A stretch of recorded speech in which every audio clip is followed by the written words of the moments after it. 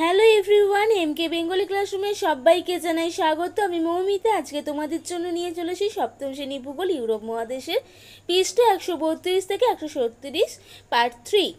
তো চলো ভিডিওটা শুরু করা যাক। তো প্রথম প্রশ্ন কি রয়েছে, লন্ডন অববাহিকার প্রাকৃতিক পরিবেশ সম্পর্কে আলোচনা করো। উত্তরে তোমরা লিখবে, ব্রিটিশ যুক্তরাষ্ট্রের দক্ষিণ পূর্ব দিক থেকে প্রবাহিত টেমস নদীর উভয় তীরে চিল্টন ও নর্থ ডাউন্স নামক দুই পর্বতের মধ্যবর্তী নিম্ন সমতলে লন্ডন অববাহিকা অবস্থিত। লন্ডন অববাহিকার প্রাকৃতিক পরিবেশের বৈশিষ্ট্যগুলি হলো বলে 1 নম্বর পয়েন্ট করে তার ব্যাখ্যায় তোমরা লিখবে, লন্ডন অববাহিকা অঞ্চলে প্রায় মাঝখান দিয়ে পশ্চিম থেকে পূর্ব দিকে টেমস নদী বয়ে গেছে। 2 নম্বর পয়েন্ট দিয়ে লিখবে, টেমস নদীর মোহনার কাছাকাছি বা লন্ডন অববাহিকার পূর্ব দিকে বিশেষ করে উচ্চভূমি দেখা যায় না। 3 নম্বর পয়েন্টে লিখবে, উৎস অঞ্চলে বিশেষত উত্তর পশ্চিম এবং দক্ষিণ দিকে চিল্টন, হোয়াইটহর্ন ও নর্থ ডাউন্স নামে 3টি উচ্চভূমি লক্ষ্য করা যায়। 4 নম্বর পয়েন্ট দিয়ে লিখবে, লন্ডন অববাহিকা অঞ্চলের প্রধান নদী টেমস কটসওয়াল্ড পাহাড়ে উৎপন্ন হয়ে হোয়াইটসন ও চিল্টন পর্বতের মধ্যবর্তী গোরিং গ্র্যাপের মধ্য দিয়ে বয়ে গেছে। 5 নম্বর পয়েন্ট লিখবে, লন্ডন মানেই সারা বছর মেঘলা আকাশ, ঝিরঝিরে বৃষ্টি, শীতল ও স্যাঁতস্যাঁতে আবহাওয়া। পাশে সমুদ্র দিয়ে প্রবাহিত উষ্ণ স্রোতের প্রভাবে শীতকালীন উষ্ণতা খুব কমে না। 6 পয়েন্ট দিয়ে লিখবে, পশ্চিমা বায়ুর প্রভাবে এখানে সারা বছরই বৃষ্টিপাত হয়, যদিও এর পরিমাণ খুবই কম। 7 নম্বর পয়েন্টে লিখবে, ঘন জনবসতি, শহরায়ন ও শিল্পায়নের কারণে এখানকার বনভূমির পরিমাণ খুবই কম। এর উচ্চভূমি ও পাহাড়ের গায়ে কিছু ওক, বার্চ, অ্যাক্স, লক, পাইন, বার্চ প্রভৃতি গাছের বনভূমি দেখা যায়। নেক্সট প্রশ্নে বলেছে, টেমস নদীর কয়েকটি প্রধান উপনদীর নাম লেখো। উত্তরে তোমরা লিখবে লিলি, রোডিং, ওয়ে, মল প্রভৃতি।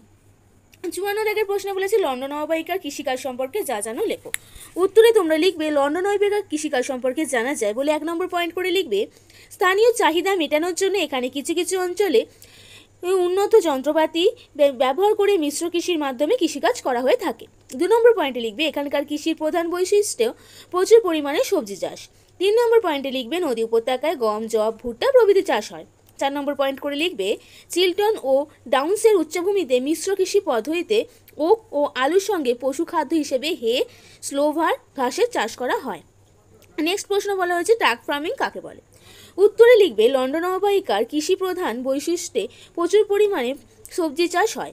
বিপুল শহরবাসীর খাদ্যের চাহিদা মেটানোর জন্য ছোট ছোট খামারে ফল ও শাকসবজি উৎপাদন করে ট্রাকে করে শহরে পাঠানো হয়। একে ট্রাক ফার্মিং বলে। পচনশীল নিত্য প্রয়োজনীয় দ্রব্যগুলি দ্রুত পাঠানোর জন্য এই ব্যবস্থা করা হয়। 56 দাগের প্রশ্নে বলা হয়েছে, লন্ডন অববাহিকার শিল্প উন্নতির কারণগুলি আলোচনা করো। উত্তরে তোমরা লিখবে, লন্ডন অববাহিকা শিল্পের দিক থেকে খুব উন্নত। লন্ডন অববাহিকা শিল্প উন্নতির কারণগুলি হলো বলে 1 নম্বর পয়েন্টে লিখবে, টেমস নদীর তীরে অবস্থিত লন্ডন শহরটি এখানকার প্রধান শহর, বন্দর এবং শিল্প বাণিজ্য কেন্দ্র। 2 নম্বর পয়েন্ট করে লিখবে, এই অঞ্চলে রেলপথ ও সড়কপথ জলের মতো ছড়িয়ে রয়েছে। 3 নম্বর পয়েন্টে লিখবে, লন্ডন যেন একটি বিখ্যাত নদী বন্দর, তেমনি আন্তর্জাতিক বিমানপথেরও কেন্দ্র। 4 নম্বর পয়েন্টে লিখবে, লন্ডন অর্থনৈতিকভাবে সমৃদ্ধ। 5 নম্বর পয়েন্ট, ঘনবসতিপূর্ণ হওয়ায় এখানে দক্ষ শ্রমিকের অভাব ঘটে না। 6 নম্বর পয়েন্টে লিখবে, উন্নত প্রযুক্তির ব্যবহার এই অঞ্চলে শিল্পকে আরও উন্নত করেছে। উপরিক্ত কারণগুলির পাশাপাশি বিভিন্ন কাঠামোগত সুযোগ সুবিধা, মূলধন বিনিয়োগও লন্ডন অববাহিকা অঞ্চলের শিল্প উন্নতিকে ত্বরান্বিত করেছে। 57 দাগের প্রশ্নে বলা হয়েছে, লন্ডনকে পুনর্রপ্তানি বন্দর বলা হয় কেন। উত্তরে লিখবে, এশিয়া ও আফ্রিকা বিভিন্ন দেশে উৎপাদিত দ্রব্য এখানে আসে এবং ক্রয় বিক্রয়ের পর এই বন্দর দিয়ে অন্য দেশে রপ্তানি হয় বলে লন্ডনকে পুনর্রপ্তানি বন্দর বলা হয়। 58 দাগের প্রশ্নে বলা হয়েছে, লন্ডন অববাহিকা ইঞ্জিনিয়ারিং শিল্প কোথায় গড়ে উঠেছে। উত্তরে লিখবে, গিলফোর্ড। 59 দাগের প্রশ্নে বলা হয়েছে, লন্ডন অববাহিকা মোটর গাড়ি নির্মাণ শিল্প কোথায় গড়ে উঠেছে। লুটন এবং অক্সফোর্ডে। 60 দাগের প্রশ্নে বলা হয়েছে, লন্ডন অববাহিকার জাহাজ মেরামতি শিল্প কোথায় গড়ে উঠেছে। উত্তরে লিখবে, চ্যাথামে। 61 দাগের প্রশ্নে বলা হয়েছে, লন্ডন অববাহিকার বিমান ও বিমান যন্ত্র শিল্প কোথায় গড়ে উঠেছে। রেডিং ও হামস্টেড এ। 62 দাগের প্রশ্নে বলা হয়েছে, লন্ডন অববাহিকার বৈদ্যুতিক ও কৃষিযন্ত্র শিল্প কোথায় গড়ে উঠেছে। উত্তরে লিখবে, রেডিং ও নিউব্যারিতে। 63 দাগের প্রশ্নে বলা হয়েছে, লন্ডন অববাহিকার ছাপাখানা বা মুদ্রা শিল্প কোথায় গড়ে উঠেছে। উত্তরে লিখবে, ওয়াচফোর্টে। 64 দাগের প্রশ্নে বলা হয়েছে, লন্ডন অববাহিকার কাগজ শিল্প কোথায় গড়ে উঠেছে। উত্তরে লিখবে, পারফিক্ট এবং নর্থফ্রিক্ট ও ডালফোর্ট এ। 65 দাগের প্রশ্ন বলেছে, লন্ডন অববাহিকার রাসায়নিক ও দেশলাই শিল্প কোথায় গড়ে উঠেছে। উত্তরে লিখবে, লন্ডনে।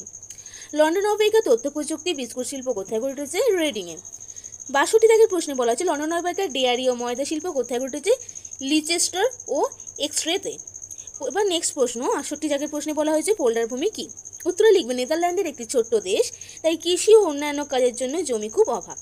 এই সমস্যা দূর করার তাগিদে দেশের উত্তর পশ্চিমে জুইডারজি উপসাগরে বিশাল অগভীর জলভাগে নিচু কংক্রিটের বাঁধ দিয়ে মাটির ভরাট করে নতুন ভূমি তৈরি করা হয়েছে। সমুদ্র থেকে উদ্ধার করা এইসব নিচু সমতলকে পোল্ডার ভূমি বলে। নেক্সট 69 দাগের প্রশ্নে কি বলেছে? নেদারল্যান্ডের ছোট বড় মিলিয়ে প্রায় কতগুলি পোল্ডার ভূমি রয়েছে? উত্তরে লিখবে 3000-এরও বেশি। 71 দাগের প্রশ্ন নেদারল্যান্ডের পোল্ডার ভূমির সব থেকে বড় প্রকল্প কোনটি? জুইজার জি। 72 দাগের প্রশ্নে বলেছে নেদারল্যান্ডের কয়েকটি উল্লেখযোগ্য পোল্ডার ভূমির নাম লেখো। উত্তরে লিখবে জিল্যান্ড, জিপে, জুইট, পালস, আনা, পাউলুনা, প্রিন্স আলেকজান্ডার প্রভৃতি। পোল্ডার ভূমি কীভাবে তৈরি করা হয়? প্রথমে অগভীর জলভাগ ও সাগরে কিছু অংশ চারিদিকে মাটি বা কংক্রিটের বাঁধ দিয়ে ঘিরে ফেলা হয়। এই বাঁধের ভিতরে জল নিকাশি চক্র খাল থাকে। এরপর ওই ঘেরা জলাভূমি পাম্পের সাহায্যে কাদা জল ভরাট করা হয়। জলাভূমির তলদেশে পলি শুকিয়ে গেলে ওই জমিকে বেশ কয়েক বছর ফেলে রাখা হয় লবণমুক্ত করার জন্য। অবশেষে জমিকে কৃষিকার্যের উপযুক্ত করে তোলার জন্য সেখানে বেশ কয়েক বছর বিভিন্ন পশুর খাদ্যের চাষ, হে, ক্লেভার ও পশুপালন করা হয়। পরে জমি কৃষির উপযুক্ত হলে বিট, ওট, সূর্যমুখী, টিউলিপ প্রভৃতি শস্য, ফল, ফুল চাষ করা হয়। 74 দাগের প্রশ্নে বলেছে পোল্ডার ভূমি প্রাকৃতিক পরিবেশ সম্পর্কে যা জানো লেখো। উত্তরে লিখবে পোল্ডার ভূমি হলো সমুদ্র থেকে উদ্ধার করে নিয়ে সমতল ভূমি। সেখান থেকে প্রাকৃতিক পরিবেশের বৈশিষ্ট্য হলো এখানকার কোনো এলাকায় সমুদ্রপৃষ্ঠ থেকে 10 ফুটেরও নিচে অবস্থিত। 2 নম্বর, এখানকার বেশিরভাগ জায়গায় সমুদ্রের কাদামাটি দেখা যায়। 3 নম্বর, প্রধানত আইসেল, মাস এবং রাইন নদীর মধ্যবর্তী বদ্বীপ নিচু অংশে পোল্ডার ভূমি গড়ে উঠেছে। 4, পোল্ডার শীতল নাতিশীতোষ্ণমণ্ডলে অবস্থিত। পোল্ডার ভূমি অঞ্চলের মধ্য দিয়ে রাইন এবং তার কয়েকটি উপনদী যেমন লেক, ভাল, মাস প্রবাহিত হয়েছে। এই নদীগুলির ধারে পলি দেখা যায়। নেক্সট প্রশ্ন পোল্ডার ভূমির জলবায়ু সম্পর্কে যা জানো লেখো। উত্তরে লিখবে পোল্ডার ভূমির জলবায়ুর বৈশিষ্ট্যগুলি হলো পোল্ডার ভূমি শীতল নাতিশীতোষ্ণমণ্ডলে অবস্থিত হলেও উষ্ণ উত্তর আটলান্টিক সমুদ্র স্রোত এই অঞ্চলের পাশ দিয়ে বয়ে যায় বলে এখানে জলবায়ু সমভাবাপন্ন থাকে। 2 নম্বর পয়েন্টে তোমরা লিখবে এখানকার শীতকালীন গড় তাপমাত্রা 3 ডিগ্রি সেলসিয়াস। 3 নম্বর পয়েন্টে লিখবে গ্রীষ্মকালীন গড় তাপমাত্রা 16 ডিগ্রি সেলসিয়াস। 4 নম্বর পয়েন্টে লিখবে পশ্চিমা বায়ুর প্রভাবে সারা বছরই এখানে বৃষ্টিপাত হয়, তবে পরিমাণ খুবই কম। বার্ষিক গড় বৃষ্টিপাতের পরিমাণ 70 সেমি।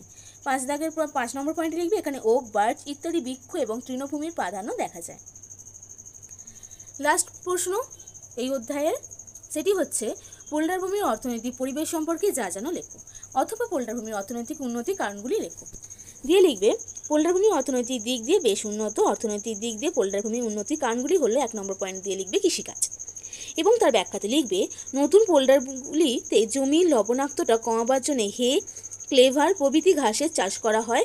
গম, ওট, জব, রাইন, আলু প্রভৃতি চাষ করা হয়।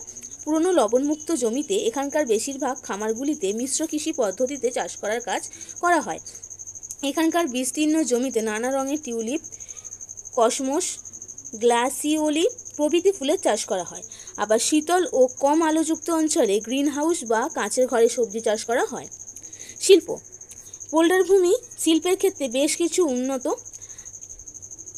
আমস্টারডাম, রটারডাম, গ্রোনিয়েন, হানলেম, লেভেল, ইসমুইডেট, দি হেগ, ফ্লাসিং প্রভৃতি শহরগুলিতে লৌহ ইস্পাত, পেট্রোরাসায়নিক, জাহাজ নির্মাণ, ডেয়ারি, খাদ্য প্রক্রিয়াকরণ, কাগজ, চামড়া, প্রসাধনী প্রভৃতি শিল্প গড়ে উঠেছে।